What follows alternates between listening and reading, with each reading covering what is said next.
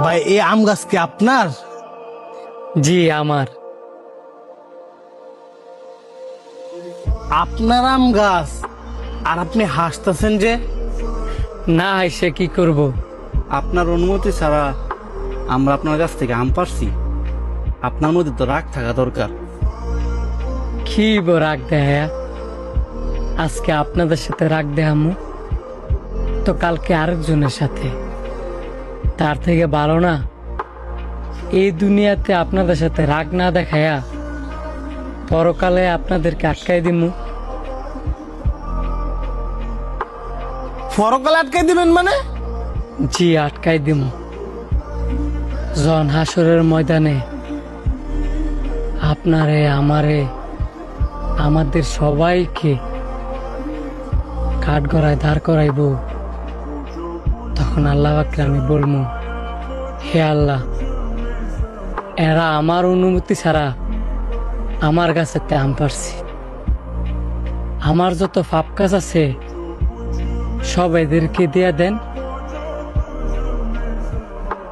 ওই আম চুরির বিনিময়ে এদের যত আমল নামা আছে সব আমারে দিয়ে দেন। কি বলেন?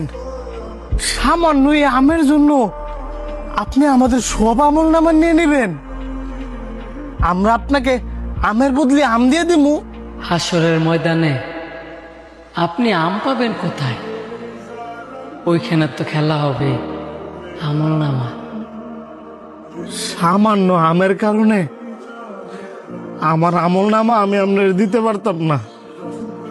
তাই ধরেন আপনার আম, আপনি আমার মাফ করে দেন। শয়তানের দোকায় পইরা আমরা না বুঝে একটা পাপ করে লাইছি। আপনি আমগর আমল নামা নিয়ে হাসরের মধ্যে না আমগর আটকাই দিয়েন না।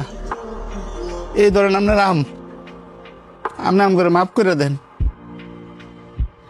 আপনারা যে আপনাদের ভুলটা বুঝতে পারছেন এটাই অনেক। আর মাফ করার মালিক তো আমি না, মাফ করার মালিক হচ্ছে আল্লাহ। আপনারা যেহেতু আমলি কষ্ট করে পারছেন, এই ধরেন আপনারা খাইয়েন। ভাই আম দিছেন বালা কথা, হাসরের ময়দান আবার আটকাই দিবেন না তো?